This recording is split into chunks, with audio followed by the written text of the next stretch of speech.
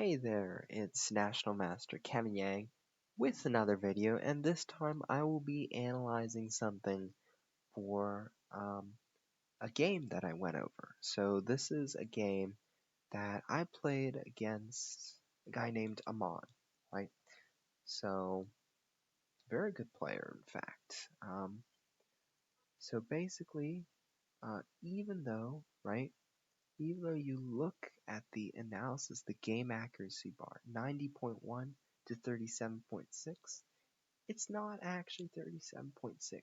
He was really good. Like, I was defending the whole game until he let me into the game, right? So let's think about it. Let's look over the game and see what happened, right? So, our friend Amon played e4. d6 happened, d4, knight f6, knight c3, c6. So I went with what is called the perk defense, where the main goal is to break with e5, right? So what I did was I set it up, I get the queen up, I get the knight up, get the pawn up. That's my goal. Bishop c4, I played queen c7. So obviously here, I could think about multiple plans. I could think about, really, is this safe, right? And the answer is, I don't know. Bishop takes f7, right? I was thinking in the game, what if I did this? Bishop takes, king takes, knight takes e4. Is this good for me? I don't know. I don't think so, because obviously there's a big hole on f7 and our king is wide open. So I didn't think that was a good idea. So I thought, okay, what about b5, right? b5, bishop d3, and something like bishop b7, right? Is that a good idea? Or, okay, maybe instead I play like e5, right? Maybe something like this. Is this a good idea? I thought not a bad idea either. What about d5? Is that a good idea? It's also a decent idea, right? Instead of pushing e5, d5 also works in this scenario. So that works as well. But instead I played queen c7, and after queen c7, knight f3 was played. And here I thought, okay, what about e5? And I was worried about the move knight g5. It looks scary, right? There's no real defense to this. And then I just straight out ignored the variation because I thought, there's no way I can defend this, right? But apparently the computer says bishop g4. And after bishop takes, queen takes, knight takes, bishop takes, knight takes, and bishop takes, pawn takes, pawn takes, I'm holding on by, like, white has a decent advantage, but it's not enough to prove a win yet. So this is why I ignored e5, right? I ignored e5 because knight g5. So instead I played bishop g4 first, and now I thought, okay, I can play e5 next turn. So h3 came, bishop takes, queen takes, e5 came. Now, one thing I have to say here is that d takes e5 is a good move. It might not be the best move. It probably is the best move, as the computer says d takes e5. But I would recommend really bringing out the bishop. I don't know if, Amon immediately thought about it, but I'm pretty sure he just took right away. And that's completely fine. And for me, my judgment is usually really slow because I like to think about the alternatives. I like to think about what happens if d5 happens.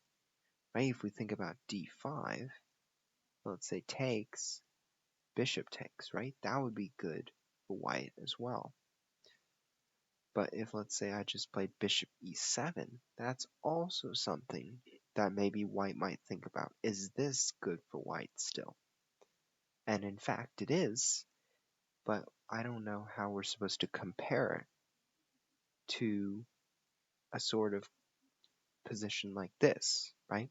So it's hard to compare these things, and that's what makes chess so hard, is that there's always a really hard way of thinking whether one thing is better than the other. So after bishop g5, wonderful move as well, I played knight bd7, right? So I need to defend the knight, and I need to prevent Aman from really hammering down on this f7 square. And this was a slip up, don't worry if you viewers thought, why is he doing this? Is he trolling or something? No, he's not trolling. He just messed up, and that's completely fine. This is an online game. It's not an on-the-board game, so there we go. Bishop e7 is played, rook d1, castles. After castles, h4 was played. And here, right, I thought about it. I was like, after h4, I thought, okay, first of all, I could play b5. I could play h6. And I just thought about getting my rooks out because I was a little bit scared of Amon's attack with g4. I kind of felt like, you know what, I have to somehow prevent g4. And so I went to knight b6. Not the best move, right? So something I like to do in some situations is sort of analyze, right? What happens if this move, or what happens if that move? So I thought about b5, bishop e2, and then I thought rook d8. And then I wondered about whether something like queen h3, knight c5, right? So even though we had this, or no, it was like g4 or something. Yeah, g4, knight c5, and then I just thought about something like king g2. Right? I didn't know, but I knew I had this knight e6 maybe. I didn't know bishop e3. It looked all sketchy to me, but maybe bishop c5 even works here. Something, but I really wasn't sure about this attack. So bishop d3 happened. I felt like bishop b3 is a little bit better, and here's the reason why. Is that this pawn is just really important to keep an eye out, because if bishop d3 happens, the bishop's not doing anything on this diagonal. Surely you're protecting this pawn, but currently this pawn's going nowhere. So even the minor things, even just moving the bishop back here, it's going to work out a little bit better. If I push a5, you push a4, no biggie. Right, so let's look at, so I played h6, and h6 happened. I was like, okay. First thing I thought in my mind was, he's got to move this. Then I saw a3, and I was shocked. I was like, there is no way. Take, I move back. He gets the queen out to the h file. I'm gone. So I can't do that. I completely forgot about that. So I played rook d8. I just ignored it. He played knight e2. I thought that was a really good plan. And the only thing, really, is just that knight c4 is a good move. But I thought if the intention of white was to get here and get here, right? If the knight could get to g3 and get to f5, that is really good. And something I really like to applaud Aman on is this idea, right? He knows where his pieces are going to go. And as far as what I know is that he's a really good player for someone who's unrated, for someone who's training for his first tournament. It's just remarkable, right? So knight h7 happens, and I thought, okay, I have to defend myself from this. I can no longer let this bishop, screw me around. So bishop e3 happens. I come down for knight c4. Notice that if bishop takes rook, the rook is undefended because the queen and rook thing is disconnected by this knight. So bishop c1, knight d6, g4.